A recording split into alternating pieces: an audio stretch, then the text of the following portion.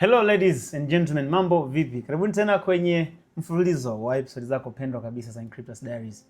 Na leo tulikuwa tunasema tutakuwa na episode moja special ya kufunga mwaka.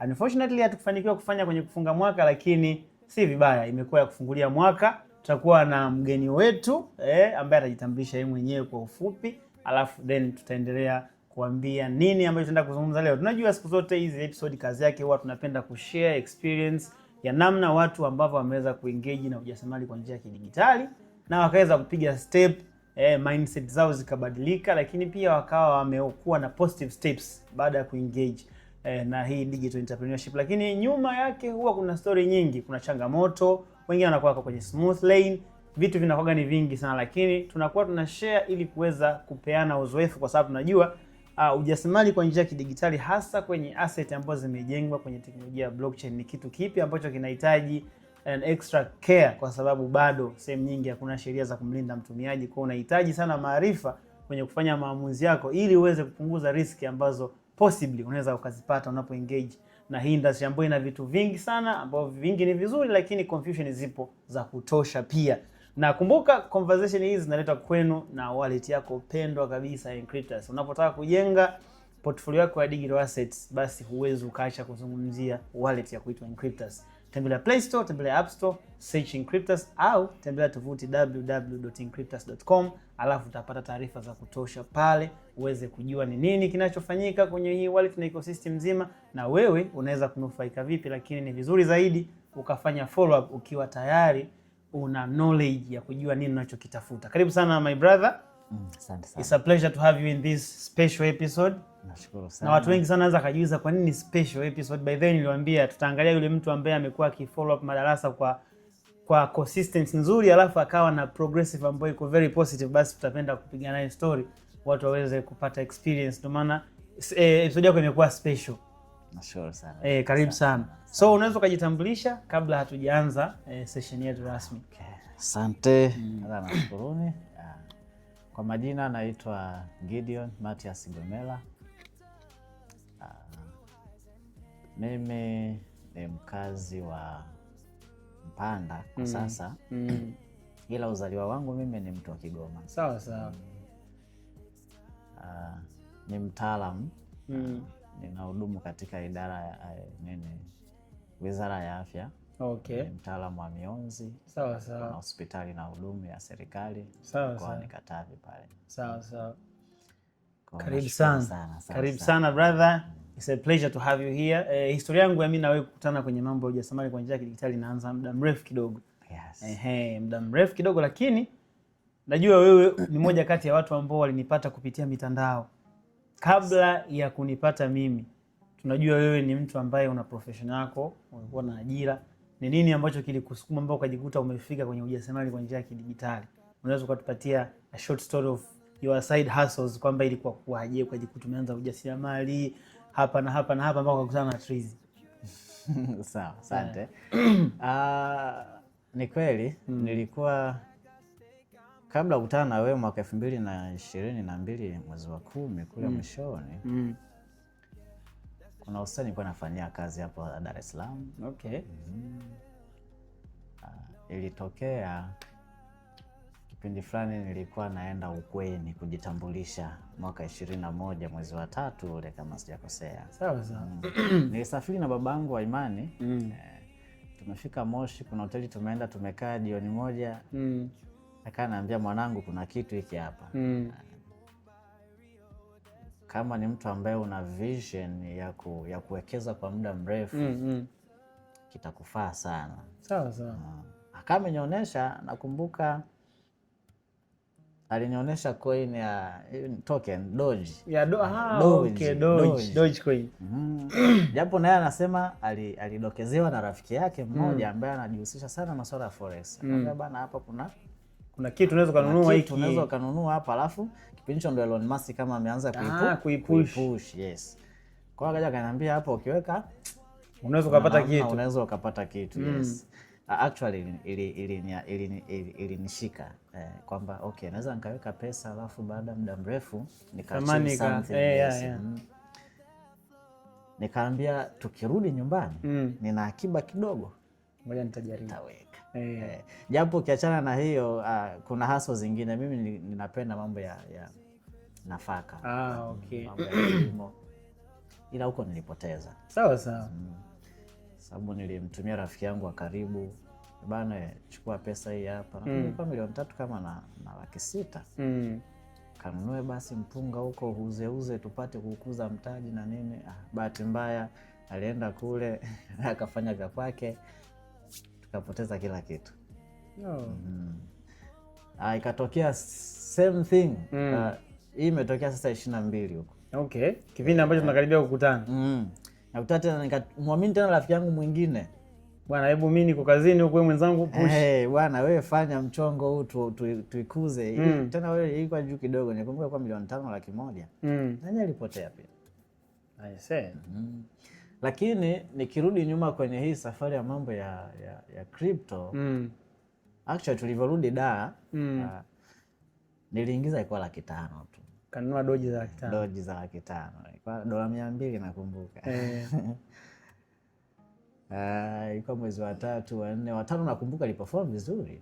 Kipindi kile 2022 21. Yes, it was the kipindi ambacho coin nyingi zilipiga all time high. Zilipanda vizuri. Kwa na mimi nilikuwa nimenunua doji.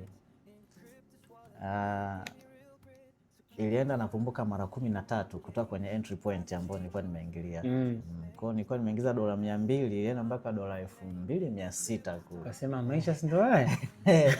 Kitu unaona kabisa inaenda tu leo unashangaa kesho inaendelea. Ilinipa attention by the way. Akasema kumbe utajiri wenyewe ndio hivi. Ilinipa attention kubwa kwamba hasa aliweka milioni 10 au 20 hapa na nini? Of course lazima ikufikirishe. Unasema kuna kitu hapa. Lakini sasa bahati mbaya I learned how to deposit, not how to withdraw. Kwa sababu nilikuwa na ile mindset ya neno la kwanza, ukiweka waza kwa muda mrefu. Kwa muda mrefu. Kwa hata ilipopanda sikuwaza kwamba haitapanda tena. Situpo. Long term mindset. Tutakuja kuiongea vizuri sababu kuna sehemu huko mbele ulikuja kuisemea hicho kitu lakini ilikuja kuanza kushuka na siwezi kutoa. Kwa hiyo unashuhudia tu pesa inashuka hivi kabisa, ina drop. Nilihangaika mpaka kuja kupata kufanikiwa. Kuna mtu nilimtumia nikamwomba, hebu naomba unisaidie bayene hao hii pesa nitoe. Nilikuja kufanikiwa, imefika $2,000 peke yake. Lakini nikasema sio mbaya. Sio mbaya, yani hii tu inatosha. Lakini kuna kitu kikaa kinanikliki kwamba kumbe kuna opportunity. Kuna kitu hapa. Kuna kitu. Na bahati mbaya kwa sababu ya kutojua nini kinaendelea sokoni na nilikuwa season ipi, ile $2,000 na yenyewe karibia yote ilishia sokoni. Uliingia kununua coin zingine? Vizuri mno. Ulionja asali ukasema sasa hii asali ndio tuile vizuri. Kana nachukua hii wakina Shiba mdono wenyewe wako moto. Nachukua naweka hapa ikishuka. Floki. Pepe ilikuja baadaye, Pepe imekuja 23. Of course Pepe ilikuja 23. Nazungumzia huyu doji wakina wana Shiba ndo alifuatana hapa. Shiba ndio alikuwa anahitaji Doge Killer. Yes, Kwa kuna muda ile hela nilikuwa naweka hapa, ikipungua $100 mimi natoa. Unazidi kumega mtaji mdogo. Inashuka. Sielewi. Mbona coin hazipandi tena? Yaani mpaka nakuja kushtuka ile pesa brother yote imerudi ilikotoka. Sagika. So imeisha. Sasa naanza kujiuliza kuna nini humu? Mbona nilipata yote nimepoteza. From nowhere coins zinagoma kabisa kupanda. Nakumbuka kuna jamaa mmoja ambaye nilikuwa namtumia, ni broker, nilikuwa namtumia kuchange. Nikamwambia bro, nahitaji unifundishe kitu. Naona kama nahitaji kuelewa vitu hapa. Sidhani kama hiki ninachokijua ndio hiki kilichoko. Kwamba naona kama kuna kitu lakini sijakipata. Sijakielewa. Brother kanambia okay, lipia $100. Nikalipaga ilikuwa 21 mwishoni ile nakumbuka. Nikalipia. Sema nilipokuja kunifundisha, nimekuja kujua sasa baadaye nilipokuja kusoma kwako. Ni mtu wa trading. Kwa hiyo alifocus kwa alichokuwa anafundisha, alikuwa anafundisha vitu kama trading. Ila nimekuja kujua Baadaye niliposoma kwako nikagundua okay, kwa difference haya maelezo. Yule alikuwa amefocus kwenye kipengele kimoja. Of course, na ni mtu wa trading sana. Hata ukiangalia magrupu yake na nini status zake ni mtu wa trading. Kwa hiyo nikagundua okay, na sikupata kuelewa vizuri by trading is very hectic, ni ngumu. Sikuweza kuelewa vizuri na tulisoma mara moja nikapata safari. Alikuendaga nani dada yetu nani Beatrice. Bila alipoteza hela nyingi Bulyanhulu kule. Okay. Nilipata zali nikaa nimeenda kule mwezi mmoja. Kwa nimeenda, baadaye nimerudi. Nilipomtafuta kaniambia bana, naona niko busy sina muda. Kwa hiyo kaishiaga hapo. Kwa hamna mlichokifanya sana. Tunachokifanya. Kwa nikabaki kichwani nawaza. Nahitaji mtu wa kunifundisha. Nahitaji mtu wa kunifundisha. Kwamba kuna kitu lazima kitakuwa kina. Yaani sio haka tu niko kaona hii kitu ni pana kuliko vinavyoiona. Lakini pia sina basic. Yeah. Kama tu nilijua kuweka kutoa nikashindwa, kuna a lot of stuff nitakuwa sizijui mbona. Yeah, ni kweli. Kwa nakaa nasikilizia kama nitafanyaje, nitampata nani sasa? Nitampata nani? Ndio bahati mbaya hivyo ikatokea na 5 baadaye nikapoteza. Nikaa na opt.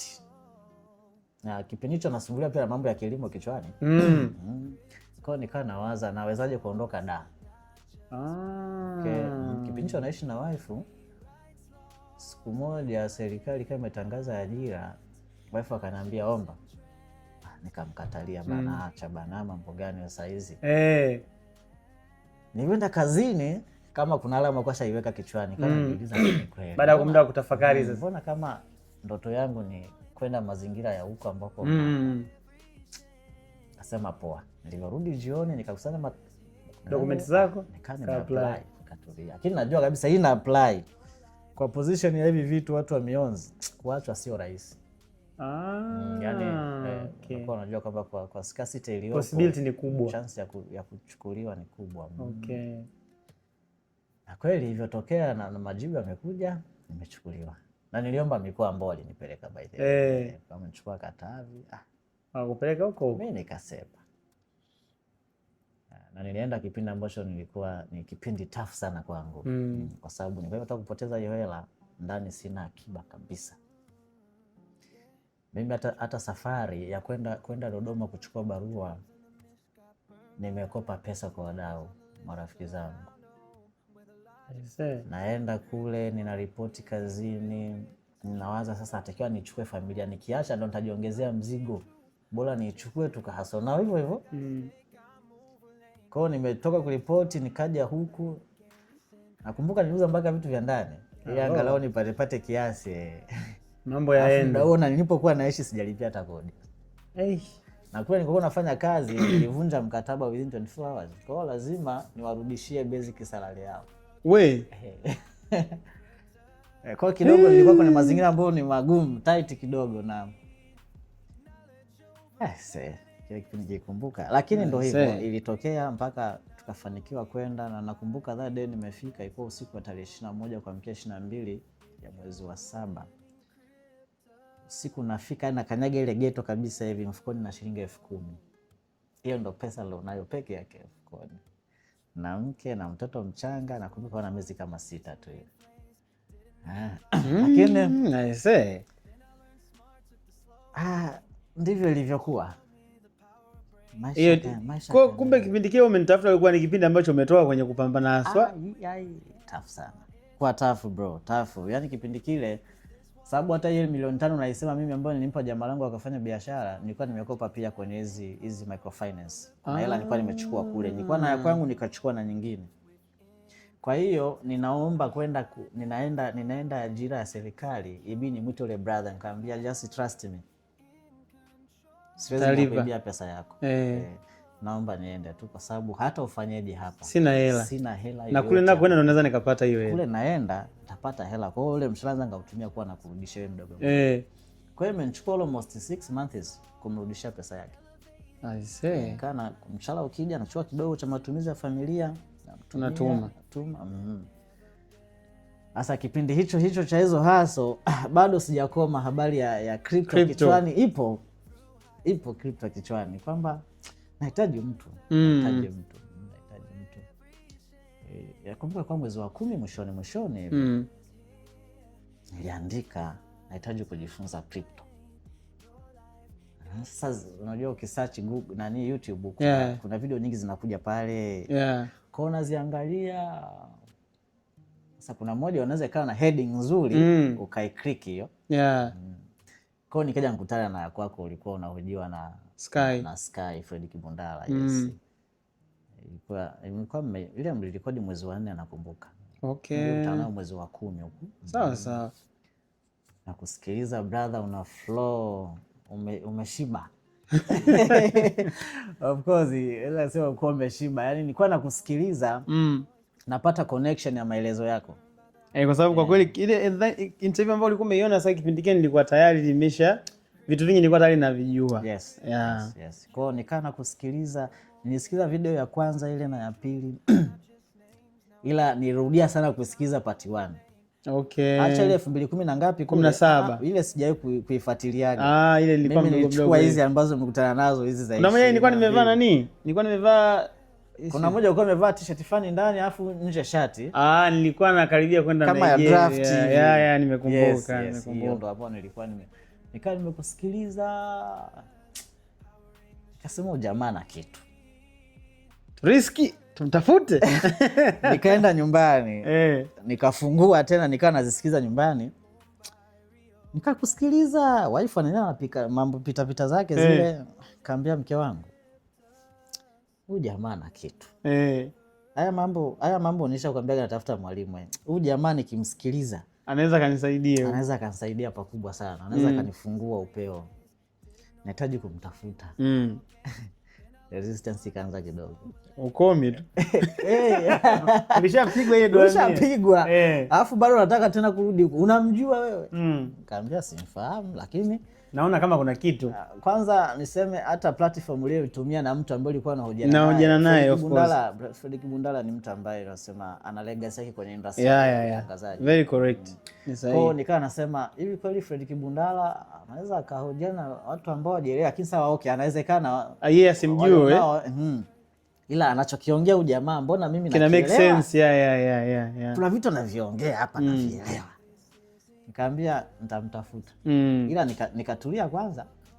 Nikaa kazini nafungua ile video nasikiliza, kuna tips nazipata kama zinanichochea. Nikachukua namba pale. Kaja nyumbani nikamwambia mke wangu nataka nimpigie huyo jamaa tuongee naye. Mimi hata kiniambia nimlipe. Sawa tu. Mimi nitafanya tu ila nataka nifundishe. Akasema unataka umlipe mtu ambaye umjui? Nikasema hebu tulia kwanza. Ngoja niongee naye nisikie maelekezo yake. Muda naongea na wewe for the first time nilikuwa nyumbani. Wife kakaa pembeni nimeweka loudspeaker tunaongea. Sasa blaza. Nijitambulisha, kwambia niliko. Kaniambia sawa kama unataka kusoma bana inabidi ulipie $100. Sasa $100 zile.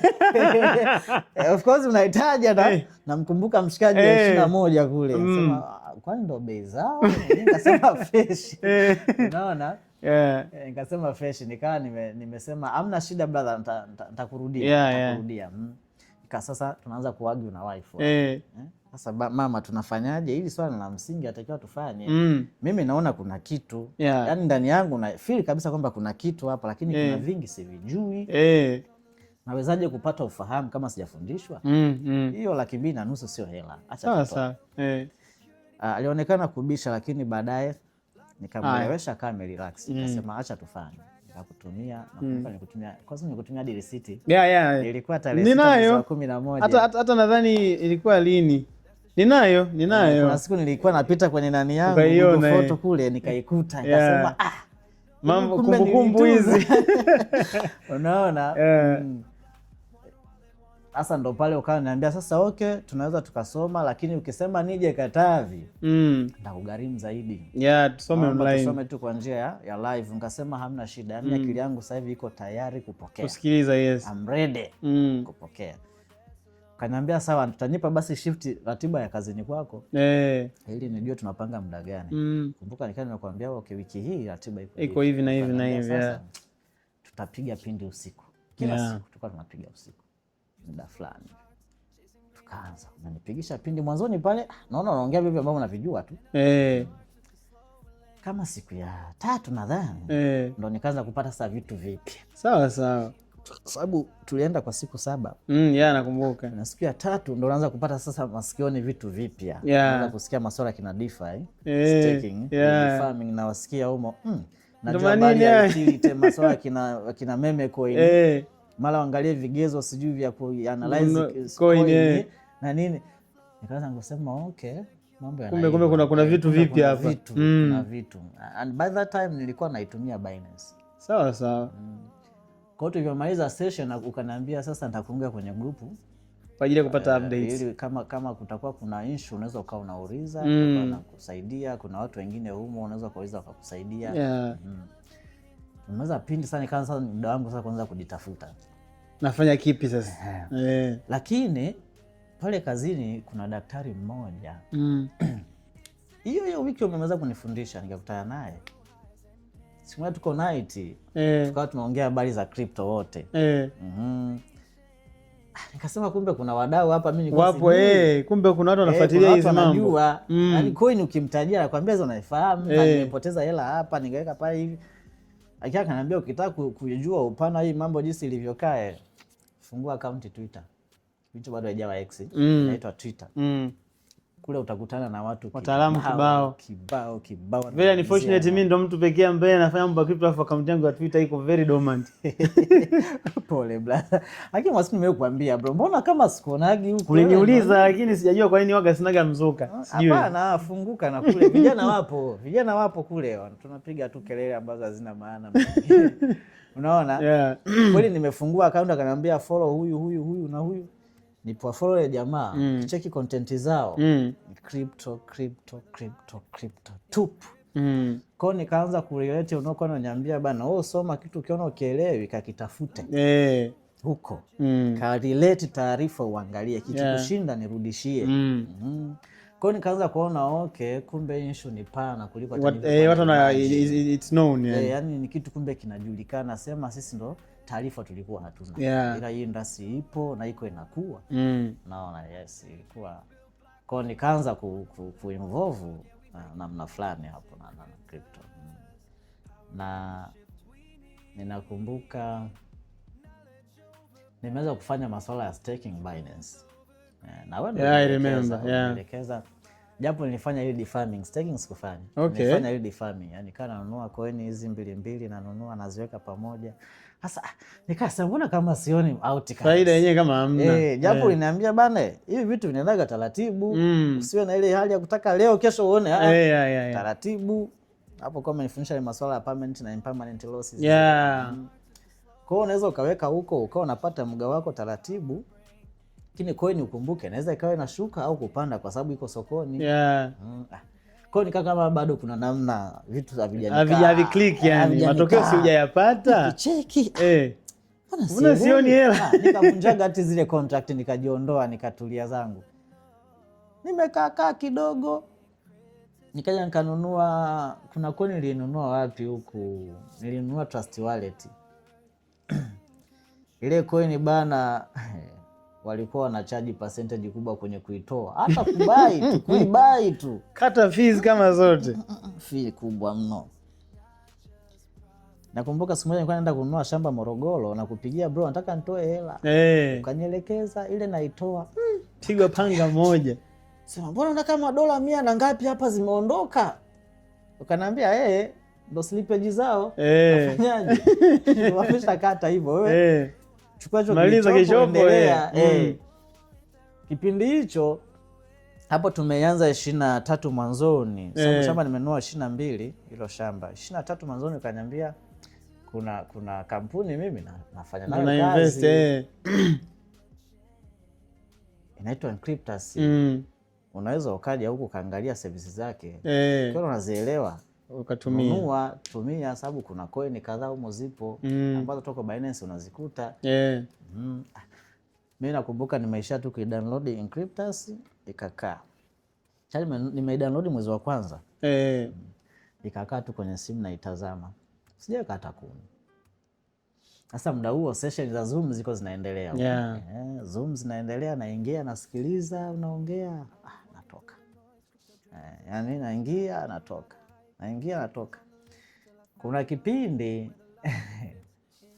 nirudie kukwambia kitu, ulinikoromea by the way. Mwanafunzi mbishi ulinifokea. Jamaa alinifokea bwana kama mtoto yani. Ila nilichukua positive by the way. Very positive. Nilipoteza hela sababu ashanifundisha.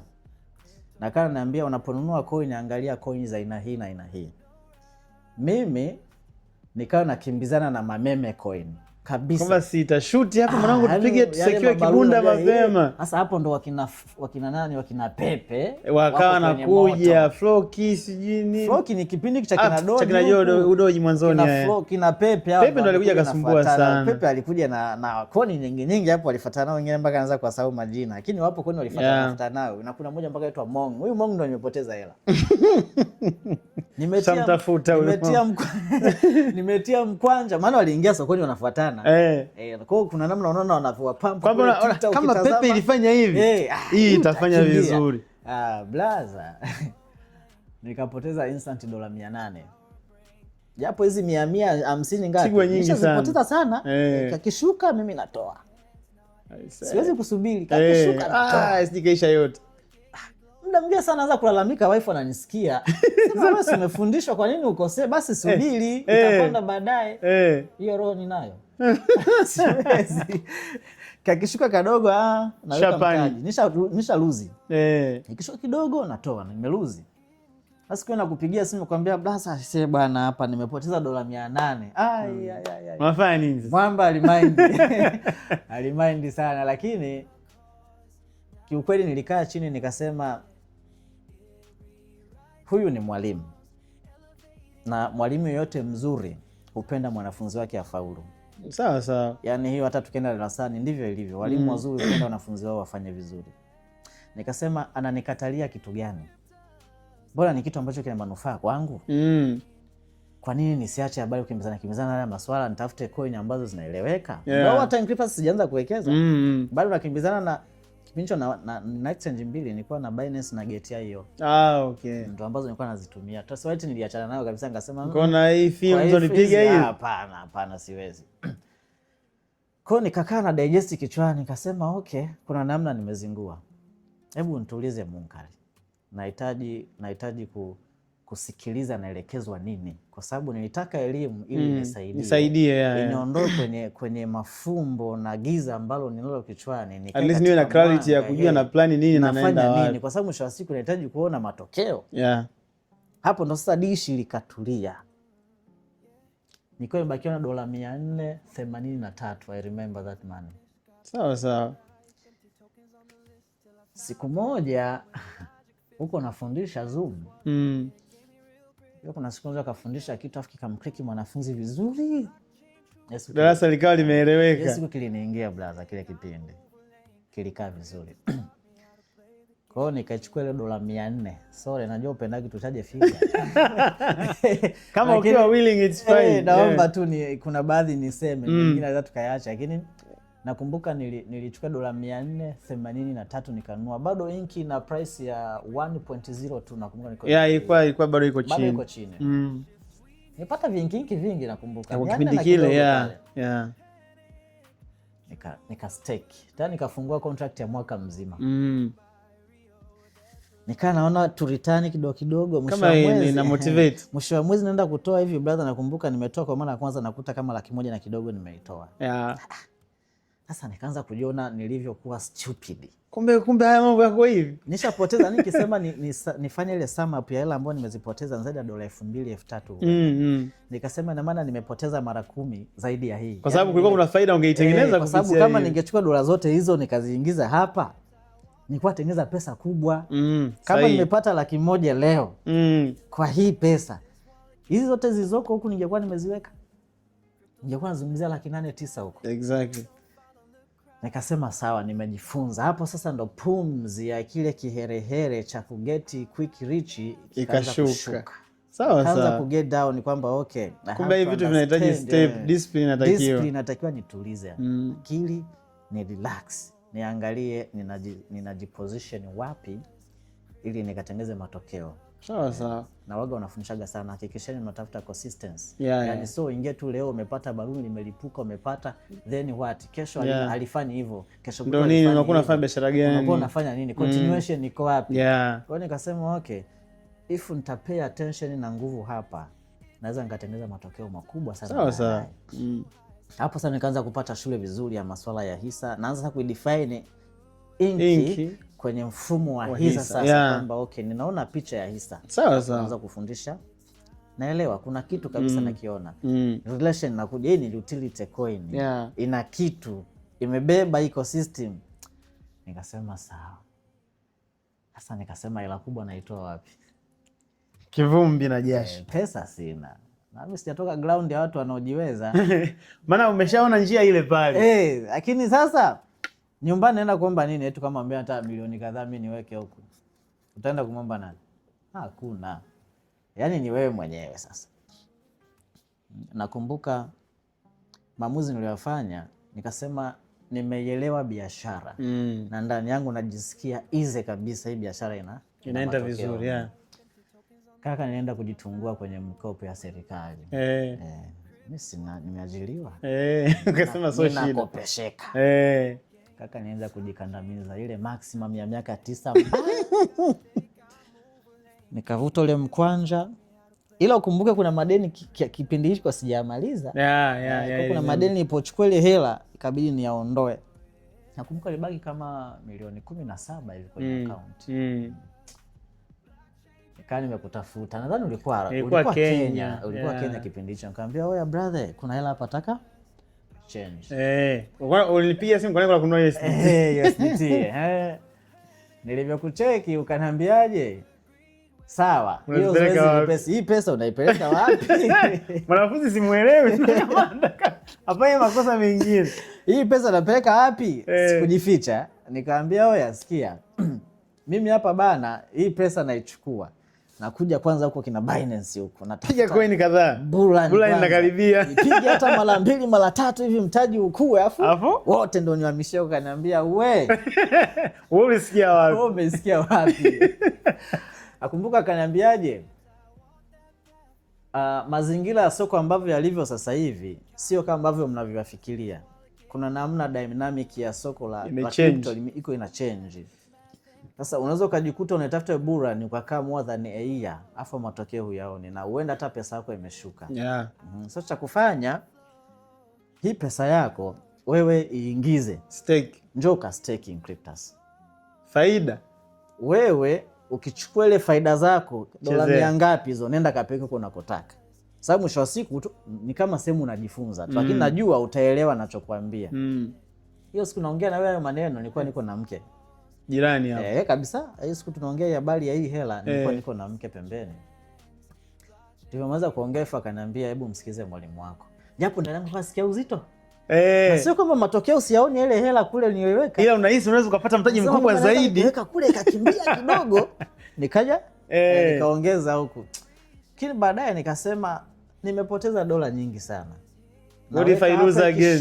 Naweka ikishuka natoa.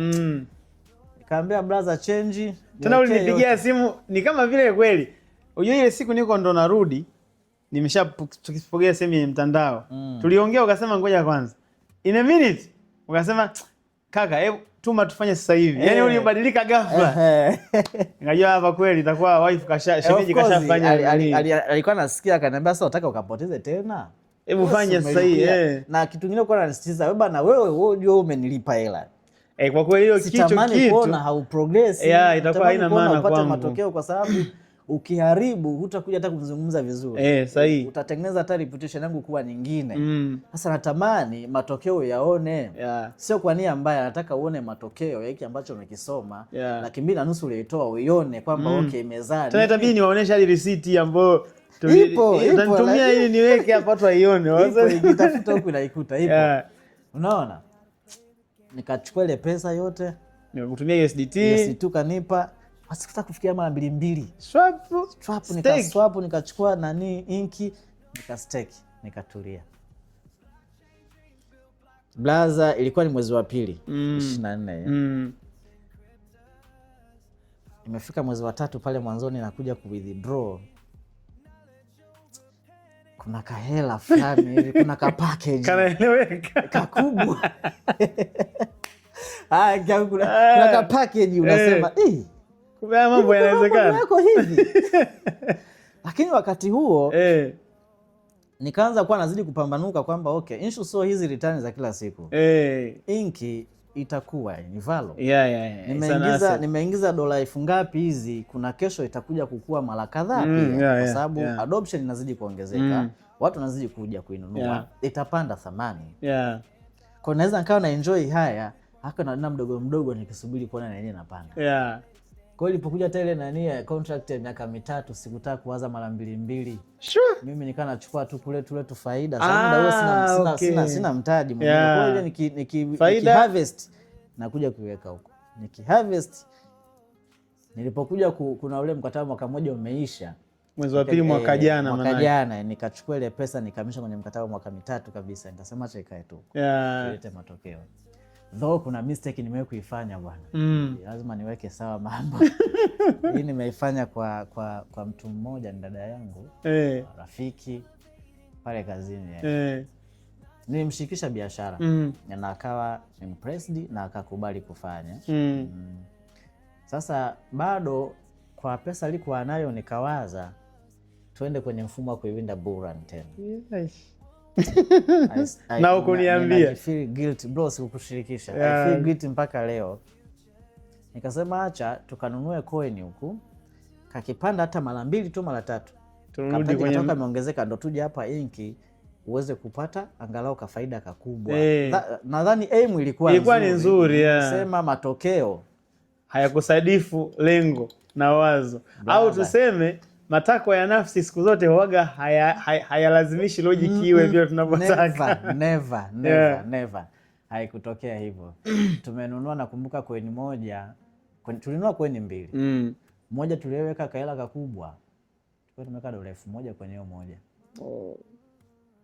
Nakumbuka kama wiki 2 baadaye ikawa na shift kutoka kwenye Ethereum, walijenga chini ya Ethereum. Sasa wanahama wataka kwenda kwenye mainnet yao wenyewe. I say ili drop ile coin ili drop mpaka leo shughuli iliko. Nilisikia vibaya sana na hatukufanya vizuri. Nikasema sasa mwaka umepita hapo, sasa nimeshakaa mwaka mzima, mwaka umeisha. Hivyo angekuwa ameweka ile pesa sasa angekuwa ashatumia kama mara 2 yake, angekuwa anasema mara 2. Yaani ile pesa ambayo amechukua mpaka huo mwaka unafika tumeshapiga mara 2 tushafika kwa Inkryptus. Kwa nikana sasa kujustify kichwani namna gani naweza nikamrudisha kwenye hii ground elewe kwamba bwana kuna kitu tulikosea hapa, tukirekebisha tunaenda vizuri hapa. Nadhani bahati mbaya na yeye ni kama kuna watu washawashirikisha wengine huko lazima mitandaoni wanamwambia wewe hold. Kaambia hapana, kuna namna natakiwa tukubali loss, tukaanze mwanzo lakini tuone hakika kukua. Hata kwenye nadhani wanafundishaga pia kwenye mambo ya investment inaitwa portfolio rebalancing. Ukiona umenunua coin au hisa ifanye vizuri, usilazimishe kwamba lazima hii hisa ndio inipe faida. Haifanyi vizuri na unaona kabisa hakuna dalili za kufanya vizuri. Uwezi kung'ang'ania. Na hii nimekuja kuipush sana tulipotoka kwenye event ya IBO ya mwezi wa 10. Nimerudi sasa kichwani mwangu na mwanza sana ule dada kwamba natamani hata kama tumeluzi aweze kuona kwamba kuna namna tuone hata kama tumeluzi tuilete basi huku iwe hivyo na udogo wake. Tuanze taratibu, japo nikawa nasema baadaye takuja kumrefund kitu. Sawa. Takuja kumrefund kutoka kwenye langu mwenyewe, nimrefund kiasi boost apande. Sasa sijajua ndo hizi huko watu washaanza kumpigisha miluzi mingi. Dada kama akaanza kunikwepa hivi, hataki kutoa. Tena kuna coin moja tumenunua ilikuwa na yenyewe ni meme coin. Na yenyewe tena iko inahama kutoka sijui na shift kutoka kwenye jina hili naenda kwa jina lingine. Yani wakifanyaga hiyo ninajua kabisa dada haelewi hiki kitu. Nikaa namkomalia, wewe hebu toa hiyo pesa hata kama ni kidogo iliyobaki ondoa. Hii iko inashuka haiwezi kapanda. Hanielewi. Yaani unajua ubaya wa kitu ni kwamba nilivyoona kama anazidi kuni avoid. Nikasema okay, let me give her time. Kwa sababu sometime labda ndo tukubali tunajifunza tukikosea. Sahihi. tukikosea ndo tunajifunza. Na next time unakuja kufanya vizuri. Lakini ukasema hebu nimpe kwanza time. Najua atakuja ataiona hivi. Yeah. Atakuja ataiona. Lakini haikuwa kwa nia mbaya, intention was good. Nilitaka kuona tuna safari fulani ambayo inakuwa ina matokeo. Yes. Toka huku tuje Inkryptus tuone kuna kitu anafanya. Lakini haikuwa hivyo. Sometimes inatokeaga. Kwa mfano hata mimi wale watu wa mwanzo ambao niliwafundisha kuhusu Inkryptus. Unajua Inkryptus wakati inaanza ilikuwa ni biashara ambayo ni changa. Ukisearch mtandaoni huko hakuna hata trace na nani anayefanya zaidi ya kuona sura ya Trizi tu. Kwa watu wengi wakawa nahisi labda ni project yangu. Although mimi nilikuwa tu ni mtu ambaye nimeipata mapema na nikawa tu kama marketing director. Sasa kuna watu ambao walikuwa wamenunua zile inki mwanzoni mwezi wa 5 2023. Ilipofika 2024 mwezi wa 5 mkataba ulivyoisha wakaanza kuomba ushauri. Bana coin tumenunua sio. Yaani mkataba unakaribia kuisha wakaanza kuomba ushauri. Sasa kuna watu wakaambia wewe coin gani hiyo, transactions zenyewe zinafika sijui dola sijui 5,000 7,000 kwa siku sijui na nini. Hamna coin hapo. Na kwanza hizo hela mlizoweka mtaji hautoki huo. Kwa wale jamaa walikuwa wananipigia simu sana. Yaani unajua walipanic mpaka yule mtu ambaye aliniunganisha nao niwafundishe. Na yeye akawa anaogopa. Kwamba akahisi kwamba amewaingiza wale watu kwenye kitu ambacho si. Kwa hiyo akawa ananipigia simu nikamwambia jamani, hata mkipiga simu there is nothing that I can change. Bado mwezi mmoja mkataba unaisha. Mkataba ukiisha mtatoa hela zenu kwa sababu najua hii biashara ipo haendi kokote. You sell your asset and then take your money. Afu ubaya wale watu maskini walikuwa wamenunua inki kwa 0.8. Kipindi hicho tunazungumza iko 1.4. Nzuri sana. Unaona?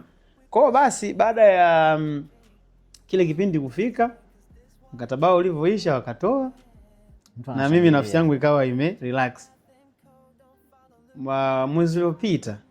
Mwezi uliopita ndo kuna mmoja akanifuata ofisini. Ni mwanangu tulize hela tumepoteza zote. Mimi naomba tu nianze tena upya. Yaani short najuta, yani nikikumbuka hii biashara nilijua 2023 najuta kabisa. Yaani I wish kama nisinge share na watu nikabaki mwenyewe pengine ningekuwa mbali. Kwa sababu waliingia kwenye ule mkumbo wa bula na wao. Iko hii itapanda, toa hii iko inaipande. So it's something ambacho kinatokea. Kwa mwingine unatamani mtu umwambie bwana haiko hivyo. Ila yule anakuwa tayari ameshaingia kwenye kidimbwi fulani ambacho yeye anaamini ni kweli. Na one of the biggest challenges nadhani watu wengi, kuna watu ambao huwa wakiwaona kama wana uwezo wa kifedha huwa wanaamini wanajua kila kitu. Yaani unajua kitu kimoja ambacho mimi wanashangaa ni kwamba facts za crypto ni facts za economics. Kwa hazinaga demokrasia. Kama I make sense, I make sense. Hata kama watu 10,000 wanasema ina make sense. If the logic is not making sense, then it is what it is. Lakini watu wengi sana huwa wanaamini watu kama wakiona mimi na Bitcoin zangu 5. Sasa hajui kama zile Bitcoin 5 nimezipata kwa pesa iliyotoka nje au nimegenerate through the same business nikapata Bitcoin 5. Hicho kitu watu waga hawa reason. Na nishapata challenge nyingine kwamba kuna mtu mwingine unakuta unataka kumfundisha vizuri lakini hakuamini. Anakuja na mtu ambaye yuko ofisini kwa wao rafiki yake ambaye bwana kuna jamaa yetu mmoja naye ni mtundu wa mambo ya kompyuta nataka nije naye. Sasa yule ni mtundu wa kompyuta sio mtundu wa mambo ya teknolojia na uchumi. Kwa hiyo unakuta hakifika. Kama unachokifundisha hakielewi na yuko interested, atajitahidi aweke vikwazo ili tu kile kitu kionekane hakipo. Yaani hawezi kufika hapa na yeye aseme kwamba na mimi najifunza. Ataonekana kwamba naye anajua. Kuna mmoja nishakutana naye mimi, mtu ananiambia nimefundisha, yaani kama sijaongea napiga swali. Kama sijaongea sasa blaza. Hapa tunaelekezana au umekuja kunihoji maswali. Maana sasa haunipi nafasi nielekeze. BOT wanajua kuhusu hizi mambo za crypto. Nikamwambia yes wanajua lakini haiko rasmi. Yaani baadhi ya watu pale wanajua, hata serikali inajua. Kwani usikumsikia rais aliongea juzi? Lakini hii haijananiliu. Haikubaliki. Nikamwambia si haikubaliki. It's not regulated lakini it's not illegal. Hakuna sema ambao wanasema crypto Tanzania zimekuwa banned. Ila hazina consumer protection. Kwa mtu anayeamua kujiengage huko anataka awe na umakini. Hamna, mimi nilienda BOT. Sasa kipindi cha mimi nimetoka BOT kwenye kusoma ile course. Ametoka BOT ya wapi? Ni kama ulienda BOT kwa hivi. Unajua mimi wanaenda pale na kukutana na baadaye kuja kujua kwamba jamani mwalimu tu wa kompyuta shuleni. Nikasema bwana ningejua hata nisingepoteza muda wangu. Lakini yote ni kwa sababu we fail to recognize a right person to help us tunapokuwa tunahitaji kitu fulani. Tunakuwa tuna mentality za hisia kwamba Gideon atakuwa anajua hii. Yeye anapenda sana kompyuta yule. Kumbe yeye anajua kuinstall application na nini, lakini crypto inabidi uwe na sense ya economics, sio teknolojia peke yake na economics ndio unaweza ukaielewa. Kwa hiyo na kuelewa vizuri hizo scenarios zinatukuta sana kwenye maisha na huwa zinatuconfuse, na wakati mwingine unakuta unapata ile hisia kwamba hivi huyu mtu hajui kama nataka nimsaidie yeye, lakini sasa you cannot force. That is like a service. Unajua kwa mfano tunachokifanya ni kama huduma.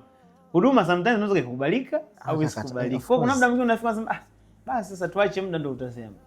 Kwa I understand your situation kabisa. Nimekutana na scenario moja. By the way, kwa mazingira kazini naamini kuna watu kibao tu wanajua na najihusisha na mambo ya crypto. Wengi tu. Japo masikioni mwa watu wengine crypto bado ni scam. Yaani ndio nilikuwa tunaongea asubuhi pale. Kutokana na nature ya crypto na jinsi ambavyo experience za watu zilivyokuja. Crypto ukizungumzia kwamba wewe unafanya mambo ya crypto, by default wewe ni scammer unless proven innocent. Yaani mtu aweza kajiuza mambo kwamba huyu jamaa anaweza kawa na kitu cha msingi cha kushana na mimi. Anakuona kama huyu jamaa ni mwizi na bila naye makini. Asije akachukua hela. Yes, that's how it is. Na mimi nimekubaliana na hiyo hali, lakini huwa naamini muda ndio unaweza ukatofautisha watu wakajua kwamba kumbe blockchain na crypto ni vitu vizuri. Sema tu kuna watu ambao wana take advantage ya misunderstanding kuweza kujaza mifuko yao kwa kuwaibia watu. That is there. Na ubaya, blockchain sio muhuri wa sio stamp of legitimacy. Yes. Kwa lazima watu wakubaliane na hilo. Kuna mtu alikuwa anataka aliniletea kipindi cha Lobielo inakuja. Unajua darasani unatupigaga nondo kiasi kwamba mtu mpaka unaelewa mtu kuja hata nje ya box pia. Yaani sasa hivi mtu kuja kuniiba kwa mazingira. Mimi nimepotezaga hela kuna kitu kinachoitwa idea debater. Idea debater nimepotezaga hela pale. Yaani inataka kuwa na mfumo wa kwamba yani ulikuwa ukiingia sijui umeview tu vile vyao just like that and get paid. Wewe tazama video na kwanja. Wewe ukapotea 4 days. Tena mdao nawaza niongeze 1M. Hapo 600,000 imeondoka, lakini kabla hapo ilikuwa nawaza niongeze milioni 1 bwana, tunacheki video tunapiga hela. Tuongeza. Blaza, siku ya 4 kesho yake ndo hela hiyo niingize. Leo kitu kikaanza kufunga. Mara hakifunguki. Mara kinafunguka na wanafanya mtu akaniletea bia initial idea debater. Mimi ni Lobielo kazini pale. Nikamwambia sawa. Sasa hivi niko kama. Yaani sina papara. Logic twende na logic. Nikamwambia nipe kujua wewe hiyo hela unaipata kwa utaratibu. Nataka kuona flow pattern ya pesa. Ya business exactly. Kwamba pattern zake zikoje mpaka unaipata. Mpaka unapata hiyo faida. Kampuni inatoa wapi? Yes. Inapata nini kutoka wapi? Yes. Dada akaanza kujimegua. Unajua huko ukiingiza tu 500 yako na 40 ndani ya mwezi mmoja umerudisha hela yako na baki tunikula faida. Chako chukua mapema. Wapi? Hiyo vitu vinaumiza watu mwanangu. Chako chukua mapema. Nikamwambia dada, si umekuja kuomba ushauri hapa unapigwa. Hamna kitu hapa. Unapoteza. Hamna kaka kuna nakuona kama wewe ni mchawi. Huko ameanza na mwezi mzima na wengine wanatajaga mpaka kuna ndugu yangu anafanya ofisi ya nani. Nikamwambia sikia. Si unaona hii ngoma imeanza kuvuma? Inavuma soon. Nikamwambia muda so mrefu. Lazima ipasuke. Nilimwambia I'm giving you 2 weeks. Lazima urudi hapo. Wiki 2 tutaongea lugha nyingine. Hamna kaka wewe hata usijali mimi naingia ngoja tutaona. Akasema sawa. Kaka hilo wiki 2 zilifika basi. Kama siku 3-4 viongozi wameshikwa. Nadhani nakumbuka kuna viongozi wanaanza wengi sana. Nikasema ni sahihi, serikali na yenyewe kuna namna inaona wananchi wake wanapoteza kizembe. Kuna vitu vinakuja ambavyo havimake sense kabisa. Alafu watu wanapoteza. Kwa hivyo ile kitu kwa wananchi kwa viongozi wanakamatwa nikaambia umesha siasa hata anambia hamna hayo watamaliza tutaendelea na biashara. Naambia dada hapo hamna kitu. Wanajifarijigi wale wewe. 2 days. Ikazima kabisa. Dada akanyamanza kimya. Na nakuona kama wewe ndio sasa nikaja nikamwambia umeona ulivyopoteza pesa yako. Kizembe sana. Kizembe. Yeye unaambia unaenda kuibiwa unasema wacha niibiwe hivyo. Mtu mwingine akaja na issue moja na yeye ni mifumo hiyo hiyo. FIC. Bro kama ulikuwepo. Ile FIC kuna siku mimi nilikuwa nimeenda mlimani pale kufanya shopping. Natoka hivi nikamwona mama mmoja hivi akaniangalia. Siku nilikuwa nimevaa zangu official, somehow official. Nimechukua vitu vyangu mlimani naenda mama akasimama pale kwa sehemu ya kupunch pale. Akaniangalia nikaenda mpaka sehemu ya gari. Akaona huyu kijana anaweza kana hela kuinvest. Kijana mwanangu subiri, nikaenda pale. Hivi unajua FIC? Nikasema FIC ndio nini? Nimeshaisikia. Yaani mwanangu, wewe kwa wewe ninavyokuona, hiyo biashara inakufaa sana. Yaani unawekeza, unapata hela safi. Ofisi zetu ziko pale, walikuwa na ofisi maeneo ya pale Sinza pale. Sinza sui Superstar, I'm not so sure. Sasa nataka nimwambie mama, huko mimi nilishatoka kitambo na vijua hivi mnaenda kupigwa. Mama amewaka yani. Yaani mwanangu, wewe nikupe na namba yangu. Yaani njoo ofisini pale tukufundishe. Yaani hela nje. Yaani wa mama wa nani, si atupoteze tunaweza. Nikamwambia mama, sikiliza. Natamani ungejua huo moto nao ukimbilia, inawezekana namna ya kurudi ukakutana na majivu yenye moto zaidi. Ila hapo hamna biashara, unapoteza muda. Vijana wabishi nyinyi. Njoo. Nikafungua mlango nikaingia. Hafu kesho yake ikafa. Sasa sikuchukua namba yake. Naenda labda pengine yule mama angenipigia simu kwamba wewe ndio unajuaje sasa. Lakini unaona kabisa hapa hamna logic ya biashara. No, pattern ya hela inavyo flow mpaka unaipata haipo. Lakini watu wanaona atakuwa kuna hela hapa. Umeona? Kwa hiyo hizo vitu zina wale FIC wakati LBL inakufa walifuatana alafu wakawa wanaandika message kwamba kutokana na kwamba watu wa LBL wamepigwa, tunataka tuwasaidie withdraw, si itakuwa ni nini, watu wakahamisha hela wale walikuwa wamepigwa kwa sababu watu wahi kutarudisha hela zetu huko, wakachukua hela zote.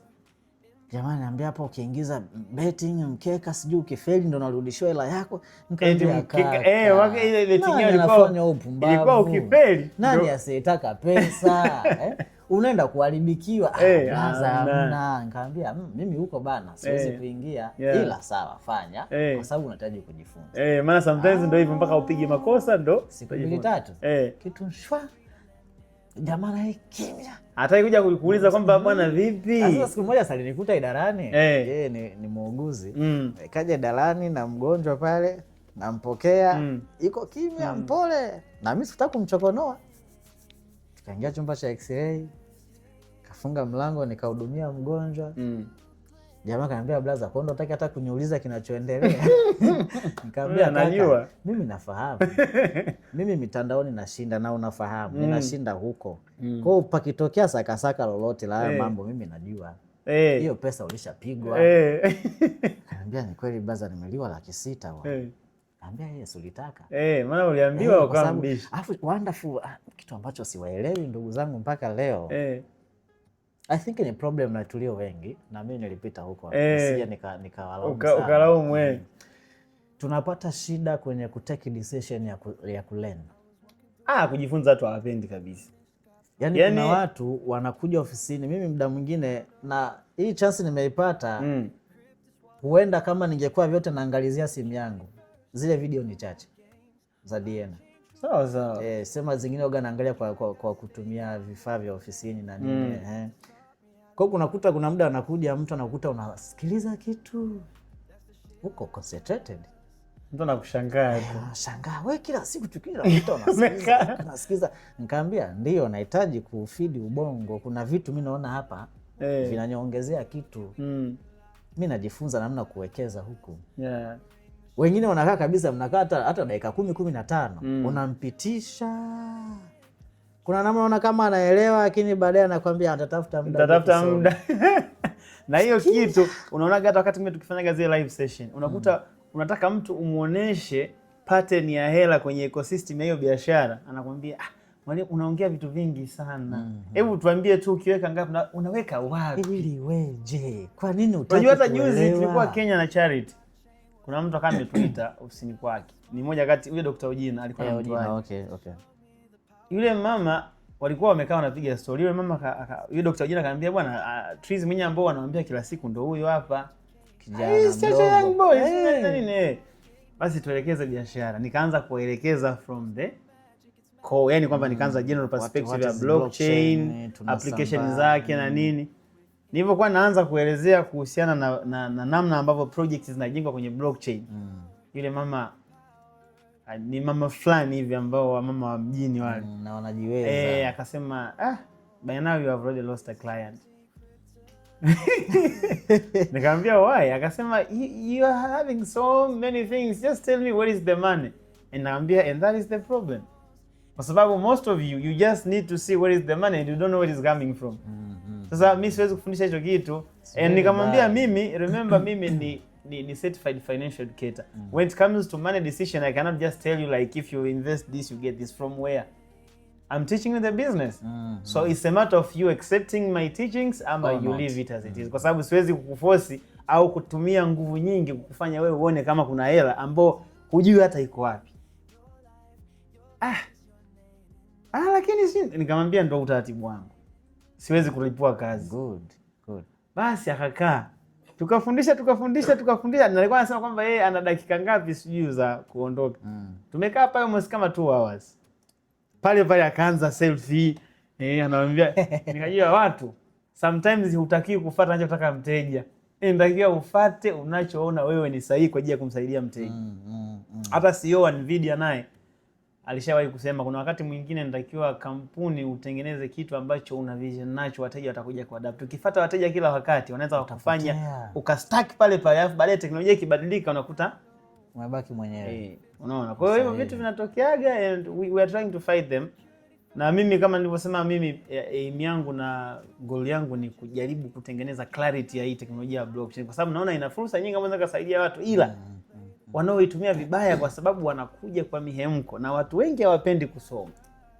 Na kwa sababu hawapendi kusoma, illusion inauza faster kuliko ukweli. Ndio maana watu wengi sana ukitafuta Tanzania, East Africa, hata duniani 90% ya watu wanao engage kwenye crypto wanaingia kwa mihemko na wanapigwa.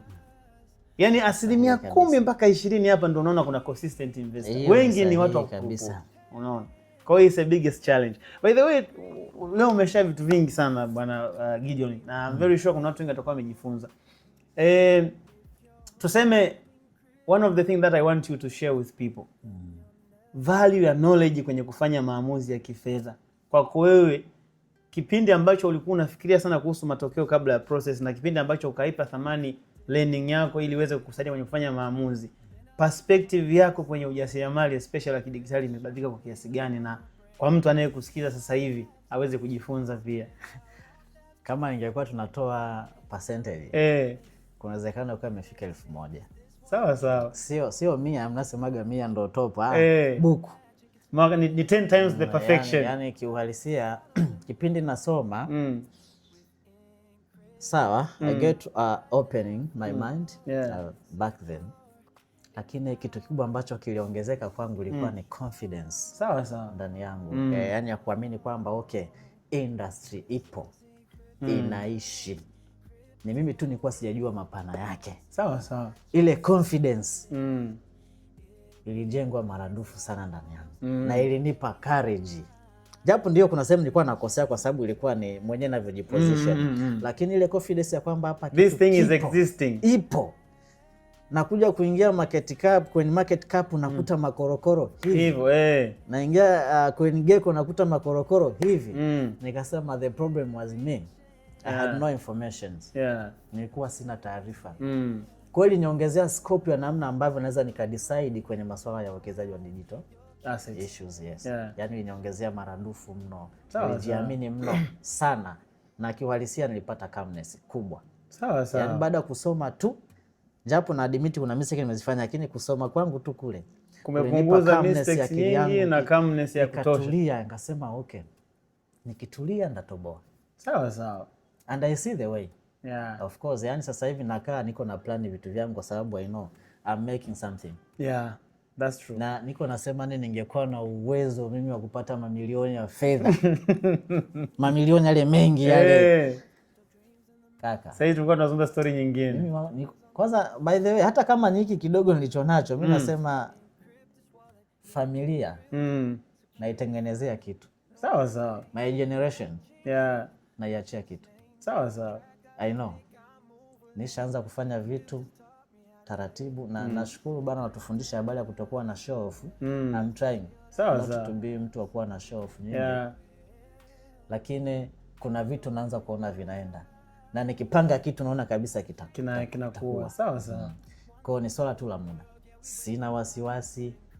Future mimi naiona. That is more than very important. Yani kama kesho yetu tunaiona. Nauona kabisa vizuri. Hata nilipokaa nawaza kubali za mikopo niliochukua. Nakatwa miaka 9. Mimi miaka 9 nakuwa nimetengeneza shilingi ngapi? Definitely ni pesa nyingi. Nakatwa kiasi fulani benki nishakiona pale. mimi miaka hii 9 kwa hiki nilichoweka nakuwa nimefika wapi? Mbali kwa hiki ambacho nimekiweka, kwa sababu hesabu naijua, nikasema nitakuwa niko far away, mbali mno, hata wanachokikata sitofili chochote. Sahihi. Ni bora niwekeze hazina leo, itakayokuwa miaka ijayo iwe ina manufaa sana. Sawa. Kwa sababu hata inanipa uhuru wa kudecide baadhi ya vitu. Nikitaka kufanya kitu sianzi kujiuliza mara mbili. My son, Mungu akipenda, mwezi huu anaanza shule. Siwazi kuhusu ada. Sawa. Yaani nikinyofoa mle, sijatikisa kitu. Ndio wanaita financial freedom, una cover zile costs za msingi. Nikinyofoa tu ile pale, sijasheki chochote. Mtaji wangu huko unakuwa, na napata earnings zangu, na nafanya restaking kama sina mahitaji mengine. Ndio. Ndio kukua. Safi kabisa. That is very good. So kwa yule mtu ambaye leo anajiuliza, alikuwa anaona Inkryptus akawa anasema hii kitu kweli ipo kweli au ndo yale tena? Wewe unaweza ukamshauri nini? Of course sio kumshauri amue nini. Unamshauri nini? Maana decision nini special case. Okay. Kwanza nadhani issue ya msingi ni watu kuitambua industry ya blockchain. Sawa. Na kutambua issue ya crypto kwamba ipo ni kama sehemu ya application ya blockchain. Akishajua hilo, akija kuisoma Inkryptus inakuwa easy. Sawa. Lakini cha msingi awekeze, yani hii ipo kwa edge zote. Tuna lack knowledge. Sawa. Tuna lack knowledge ya kupata maamuzi sahihi ya nini tufanye. Kwa tukiwekeza akili zetu, nguvu zetu kwenye kuitafuta maarifa, kutafuta elimu juu ya haya mambo, kaka, you will do a very good informed decisions. Sawa. Ever, na ambazo hutakuja kujutia. You will never. Mimi sina regression kwangu. Sawa. Regression zote nilizonazo mimi za kwa upumbavu wangu mwenyewe, kwamba nilishindwa, I could have done this, ningefanya nilichoambiwa, nisingepotea. Nilifanya vya kwangu. Sawa. Hiyo ndio regression ambayo ninayo, lakini nilipelekwa kwenye njia sahihi, right track bana, pita hapa, hautapotea. Sawa. Kwa na washauri vijana, wazee, japo niliwakuta kwenye event yetu wazee wengi sana walishawekeza. Hasa vijana ndio wengi tuna shida ya kutaka kupata utajiri leo.